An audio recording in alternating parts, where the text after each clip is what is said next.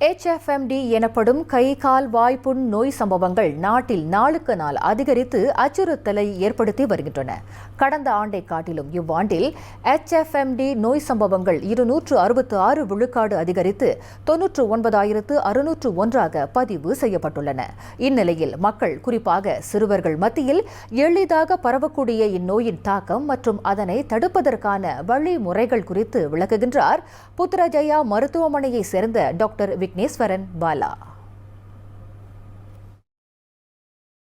HFMD என்பது கிருமி தாக்கத்தால் காற்றின் மூலம் மற்றவர்களுக்கு எளிதில் பரவக்கூடிய ஒரு வகை நோய்.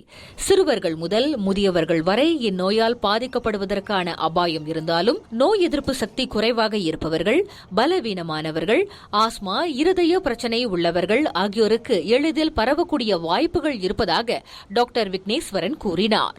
HFMD நோய் எப்படி பரவும்னு நம்ம பார்த்தோம்னா, நம்மளது சுவாசத்துளி, அதாவது எச்சல், சளி, தும்பல் இல்லை இரும்பும் போது இந்த நோய் பாதிக்கப்பட்டவர்களிருந்து பாதிக்கப்படாதவர்களுக்கு சுலபமாக போய் சேரும். இந்த காரணத்தினால தான் இந்த நோய் குழந்தைங்களுக்கு மத்தியில் ரொம்ப எளிதாக சீக்கிரமாக பரவுது. இந்நோய் ஒருவருக்கு ஏற்பட்ட பின்னர் மருத்துவ ரீதியில் அது தானாக உடலில் ஆன்டிபாடி எனப்படும் நோய் எதிர்ப்பு சக்தியை உருவாக்கிக் கொள்வதால் 7 முதல் 10 நாட்களுக்குள் சுயமாகவே குணமடைந்துவிடும் என்று அவர் தெரிவித்தார். எனினும் இந்நோய் பரவுவதை தடுப்பதற்கான முதற்கட்ட வழிமுறைகள் குறித்து டாக்டர் விக்னேஸ்வரன் ஆலோசனை வழங்கினார். பொதுமக்களுக்கு, குறிப்பா பெற்றோர்களுக்கு நான் என்ன சொல்லணும்னு நினைக்கிறேன்னா, உங்க குழந்தைங்களுக்கு இந்த நோய் வராமல் தடுக்குவதே ஆக முக்கியமான விஷயம். அப்படி ஒரு வேளை இந்த நோய் வந்துருச்சுன்னா சீக்கிரமாக மருத்துவரிடம் கொண்டு செல்லுங்கள். உங்கள் குழந்தைங்களுக்கு நல்ல ஹேண்ட் ஹைஜீன், சுத்தமாக கை கழுவுவது எப்படி, முகக்கவசம் அணிவது எவ்வளோ முக்கியம் என்று சொல்லிக் கொடுங்கள்.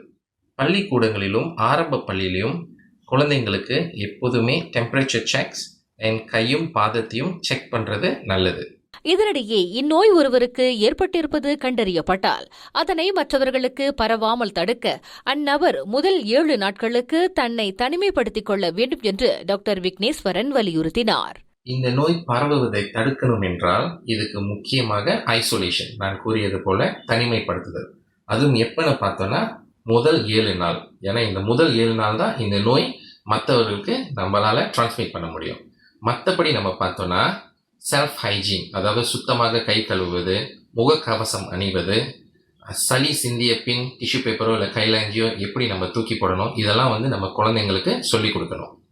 முன்னதாக பதிவு செய்யப்பட்ட 99,601 சம்பவங்களில் 10 விழுக்காடு, அதாவது 10,421 சம்பவங்கள் HFMD நோய்க்கு நேரடி தொடர்புடையவை என்றும், எஞ்சியவை 90 விழுக்காடு, அதாவது 89,180 சம்பவங்கள் ஸ்போரடிக் எனப்படும் பரவலாக பெறப்படும் சம்பவங்கள் ஆகும் என்று முன்னதாக சுகாதார அமைச்சு அறிக்கை வெளியிட்டிருந்தது.